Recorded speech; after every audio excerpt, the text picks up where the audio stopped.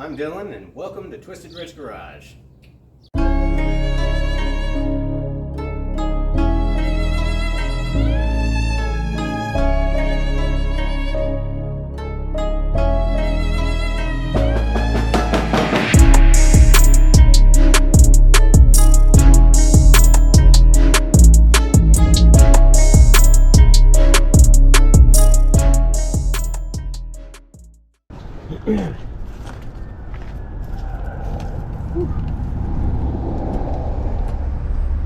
What's up, YouTube, and thanks for joining me on another episode of Twisted Rich Garage.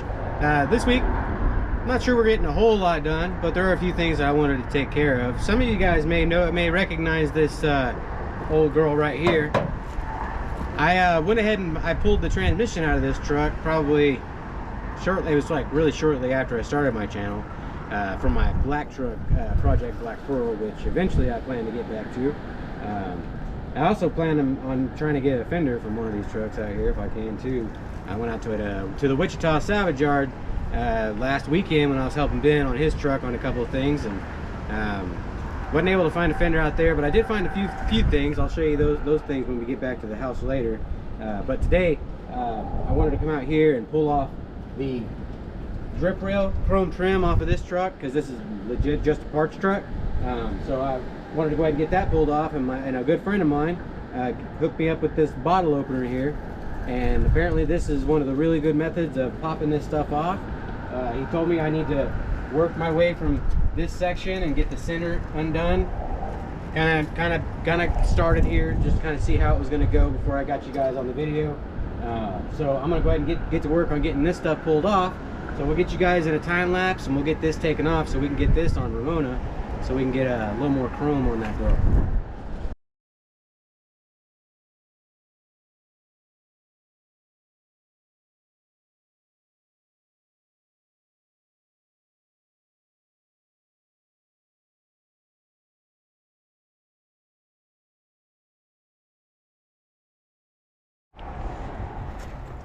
Man, that was way easier than I expected. Thanks, buddy, for the bottle opener, but as you can tell, it did bend it. This is just a little aluminum one, so if you want to pull one of these off, I maybe suggest getting one that's steel, not aluminum. That way I don't bend as easy, but I mean, it still worked great. So thanks again, buddy. Got the trim I wanted. There is one more piece, a couple more pieces of trim I want to pull off of another trim or another truck out here. So let me get you over there and we'll get those quickly pulled off, and we'll be done getting that stuff taken care of. Something else I wanted to pull off, like I said, I was gonna show you. This truck has these wind visors for if you're a smoker. I don't know if you guys notice or not, but I vape, so I roll with my windows cracked a little bit, and this helps just keep the wind from going in when you got like a heater going and those kind of things. You can get these brand new, but since they were out here on this truck, this is another builder that we're going to be doing at some point. I'm not sure if it's going to be on the channel, but this is another short bed. But I'm gonna get those pulled off, so let's get those taken care of.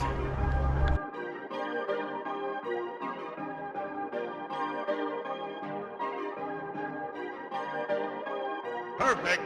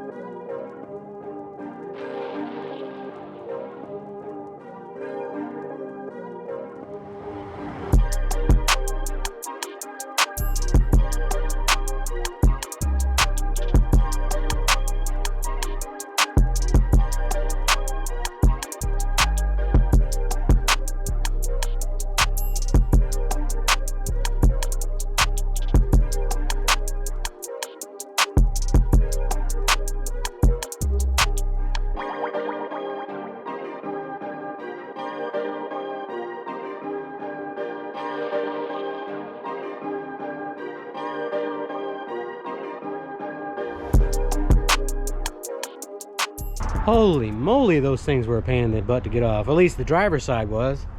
That that had flathead screws in it, and I know a lot of you guys were probably yelling at me, roll the windows down, roll the windows down. I would in this truck if I could. No battery, electric windows, electric locks. Luckily it's unlocked, so I was able to get those off, and they're not like embedded in like underneath the window or anything, so you're able to just kind of slide them out. I don't think I'm going to mount them the same way as these were. These were mounted, hard mounted with screws. I don't know if I want to drill holes in my doors, so I probably will see about getting some of that 3M double-sided adhesive that they use for emblems and such, and I may use some of that, so we'll see. But we got everything that we came out here for, so let's get this stuff back to the house and we'll see about getting it put on Ramona. All right, guys, so we got those trim pieces back home. I've been spending about an hour or so cleaning up these window wind deflectors. These are off that other truck. When I pull them off, some of you guys may have noticed, I mean, I said it before, they did paint the underside green on these chrome wind deflectors. So what I did was I went ahead and took some time and took an SOS pad and a copper wire brush. So while I'm doing, well, I'm not using SOS, it's really Brillo. I got it from the dollar store. It's just the steel wool with the soap in it. I use it on all my chrome trim, removing rust, basically repolishing it, making it look better than it did. That's what I use on my back bumper, my front bumper, all my trim, essentially everything. So I'm gonna go ahead and take some more time, go ahead and clean up this other one, as you guys can see.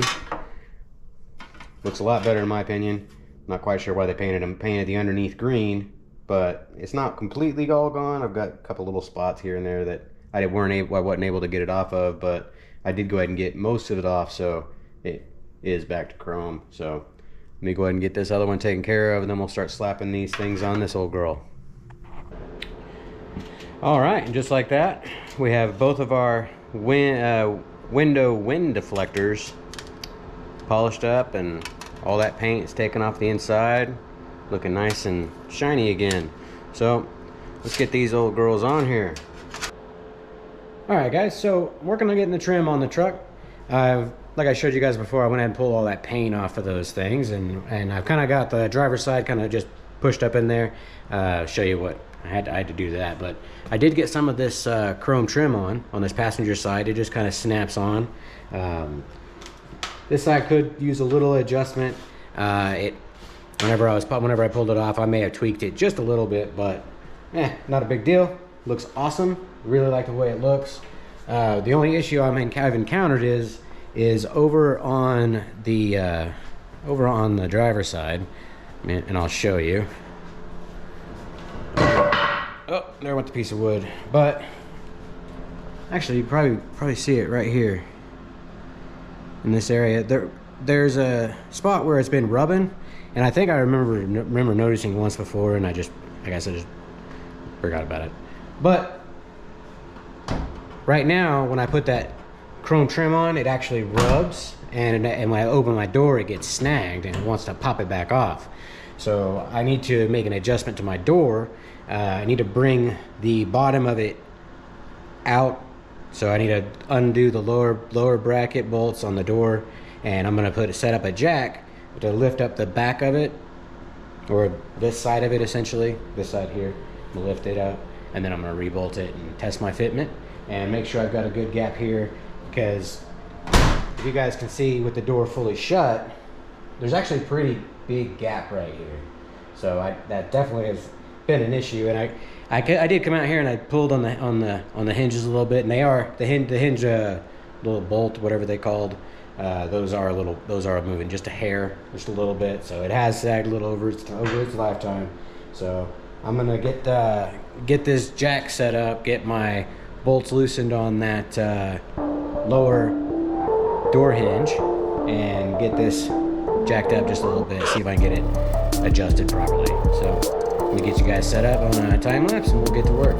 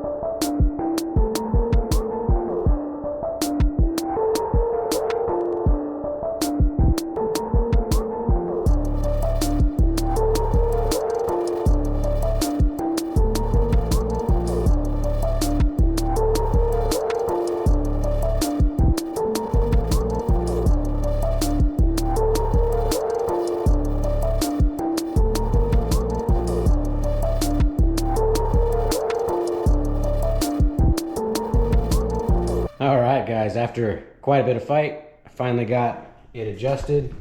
I'll show you guys here. Got the trim piece on, and it just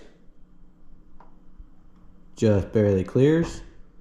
I've got it pretty close. Let me double check down at the bottom.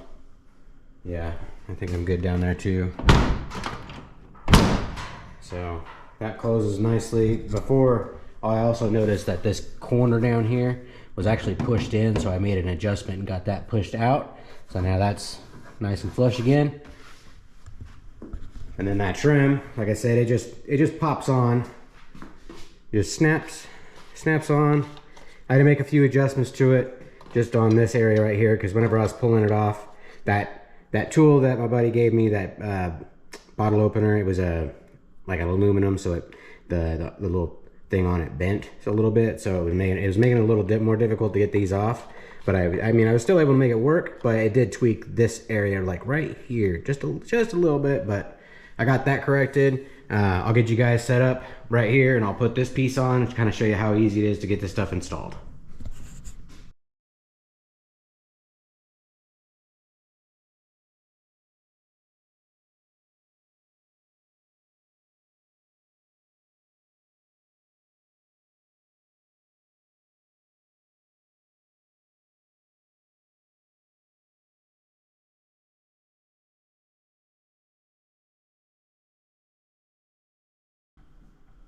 Alright, so I got this all back together on this side.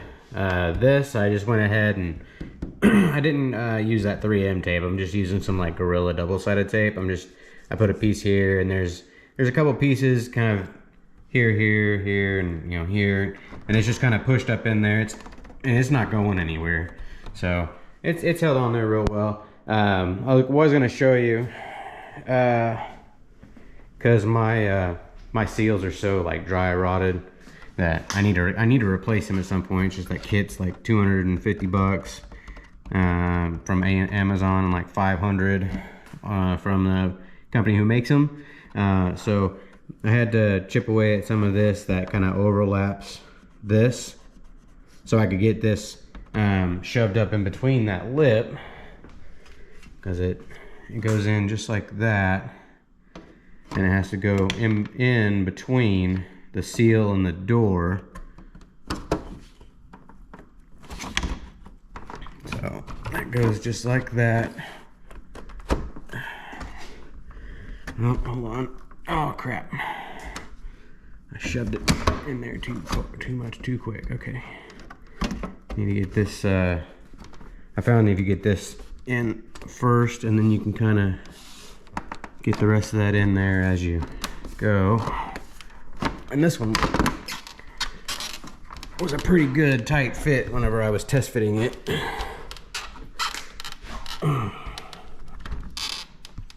So you can kind of see a little bit of the double-sided Gorilla tape that I'm using right there, because I'm gonna end up having to remove these again when I go to do those window seals. So and again, I don't want to drill into my door, because I mean, there's no holes there right now. Why drill into it now? And again, like I said, I mean, I just put that on there. You can just barely tell there's a little bit of something there, but yeah, I like it. It looks good. Definitely completes the chrome trim layout. Finally had that top trim on my truck. That'd be even better, but I'm not too picky. I do have that lower trim there, but I'd like to see if one of you guys could help me out here. I need that back passenger trim piece for the short bed on these. And I also need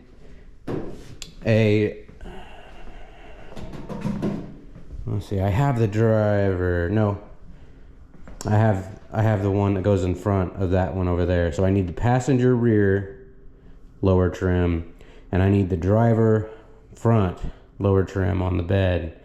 So if you guys could help me out, help me locate those, I'd be grateful. I'd really like to get all that put on. I had an idea of like taking all the black out of the trim, but I kind of do want to go with the black still in there, because I've got some paint ideas for this truck. That's going to incorporate some more black into it. So I want to get that trim in there with the black, and then get that passenger side over there with the trim being black replaced. Get this old girl back to looking good with all the trim. I do need to fix that passenger fender too, so I don't know, maybe I need to get to pulling that off and start working it. We'll see. Oh yeah, I forgot to show you guys. Some of you guys may have saw this while I was talking about the trim, but I was able to snag myself one of these sport wheels. Thanks to a buddy of mine who sent me to a salvage yard up in Wichita, Kansas. It was just outside of Wichita, Kansas. He sent me out there to try to help find a piece for his steering wheel. He needs like the backing piece that goes on here. I think it's like this little area of plastic, but I'm not quite sure.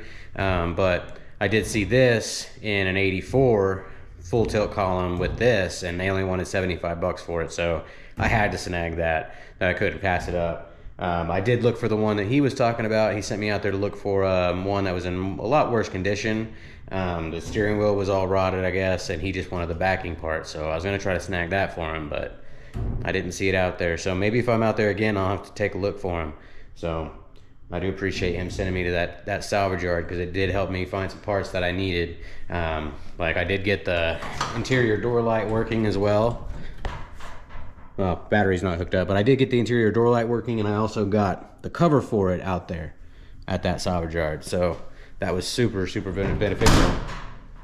But there's a little update on some of the stuff I was able to snag.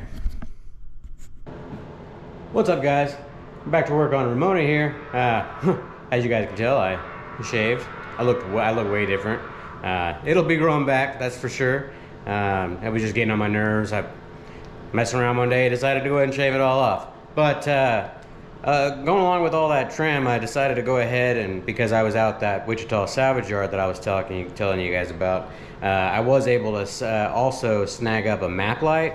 Right now I'm in the process of like making some brackets for it, because the one that I've got as well with it, I bought this factory chronometer clock, and it has like this bracketry with it. I guess this was in a truck, but I guess these only came out in the trucks from like 83 and 84 with just the flat face not grill, but cluster bezel cover like this. Where I'm on this one, this is just an extra one that came out of my truck, but on this one you can see this one had a cubby. Some of them didn't have a cubby. Some of them had that clock, and I guess that was one of the options. But I was going to use that bracketry to put all that in, and I was considering maybe using the clock at some point, but the bracketry is, I guess, only for this. So like I said, I'm making that bracketry for that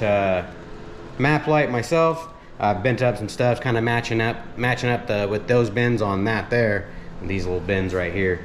I matched up those little Z-shaped bins, and I've just kind of, like I said, I made my own little brackets to kind of put it in.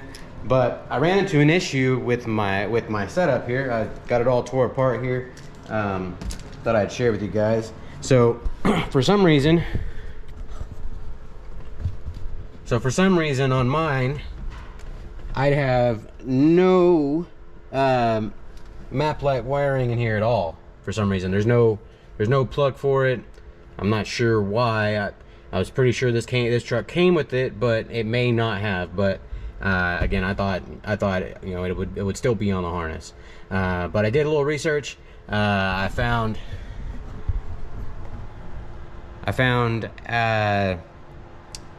out that I just need to get a 12 volt positive constant going to this middle pink one, which used to be pink, then black is my ground, and then this yellow here is going to go to the door jamb switch that activates the interior door light that I got working. See, I can prove it now because my battery's hooked up. So what I got to do now is run some wiring, get that wired up. I know how to wire it up now. I think what I'm going to do now is I want to make sure that when I screw this up in here and I put my bezel back on, I'm able to still have access to that little plug or that little switch on it, and all that, and make sure it's sitting in the right spot, because again, I'm making the bracketry myself. It's not going to be perfect.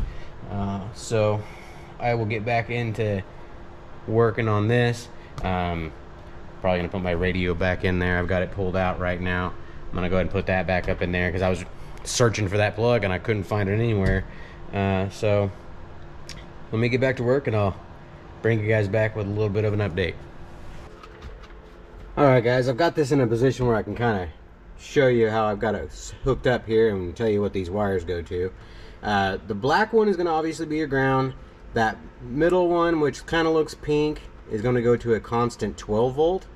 Then the yellowish one is going to go to your door jamb switch, which activates the interior dome light. So I've got it kind of hooked up down here, just kind of temporarily hooked up. I've got a wire coming from my door switch over on the driver's side coming to right there, and I got an alligator clamp coming from that to this white wire, which I've got wired to that yellow wire right there, and that's going to be my interior door light switch. So I've got ground hooked up. I've got my 12 volt constant hooked up to my little go diag power probe, and I will go ahead and show you how it's going to work out here. So if I give this 12 volts right now, it's in the off position. So if I go up here and switch it to this, and if I give it 12 volts, okay, so that gives me power. And then if I close my door jamb switch like that, you can see that it turns on and off with the door jamb switch. So it'll turn on with the door being open. And then if I turn it to the very bottom and give it 12 volt, I have a light constant, and regardless of whether or not I'm using that door jamb switch, see, I'm pushing it in right now, just using my foot to do it. But with that door jamb switch, I'm not getting it to turn on and off. So that's all wired up the way it should be. So when it comes time to get all that hooked up, hopefully that, you know, helps you guys out finding the right wires for where they go, in case you guys don't have that map light plug like I have here. So I just went ahead and get your light here. I made a little wire loom up there with the 3 wires, black, red, and white. Ran it back behind my airbox, and it's running down underneath and behind some stuff. And I'll go ahead and get this all patched up in here, get this all hooked up. My brackets that I made are right there. I snagged one of the little clips off of this middle one here, because I didn't have enough, so I'll have to snag one next time I'm out at a salvage yard somewhere. And then I got my brackets up there, and then 2 more of those clips to then screw the map light to it. So let me get all this put together, and I will bring you guys right back and show you it all fully installed. Alright, we were able to get that map light all hooked up, and it is working. It is also working on the door jamb switch. So now, and when I open that door, should have that map light turn on, as well as my dome light. Super thrilled that I got both of those working. Didn't have any lights in there prior to this. And you can see when I shut the door, turns off. But hopefully that does help you guys out when it comes to like wiring this map light. If say you guys didn't actually get one, or if you guys were missing yours in your truck whenever you bought your truck, pretty simple wiring. I was expecting it to be a little more complicated. You know, like I said, I was really hoping that plug was going to be in there, but I guess on my truck it didn't actually have it. But super nice that I can actually turn it off now. I can have it completely on, and then I can have it set to the door jamb switch to turn it on and off with the door. So that's super awesome. I'm super thrilled with how all the trim came out on the truck. The chrome wind deflectors, they came out real good. They could probably use a polish, but it's good enough for me. That chrome lip trim, it definitely definitely makes the truck look a lot different, just in the slightest ways. But I just wanted to thank you guys for tuning into the episode. I appreciate all the support you guys are giving me. I just recently broke 300 subscribers. That's awesome. Thank you guys. Hopefully we'll be able to continue growing and be able to continue getting you guys some good content. Don't forget to tune into the next week's video. Right now I'm in the process of recording 3 videos, which is also including this one. So got one, I'm working on another truck that we're going to try to get up and running, and I think after that one gets up and running, I think that truck's going to be getting posted for sale. So if one of you guys are looking for a project, that might be on your guys' list. So don't forget to tune into that episode. I'm also working on Black Pearl's motor right now. Was able to start getting to work on it kind of here and there. The weather's kind of keeping me from doing certain things that I want to do to it, but we'll get around to it. So again, appreciate you guys tuning in. Don't forget to like, comment, subscribe. Check you guys out on the next one.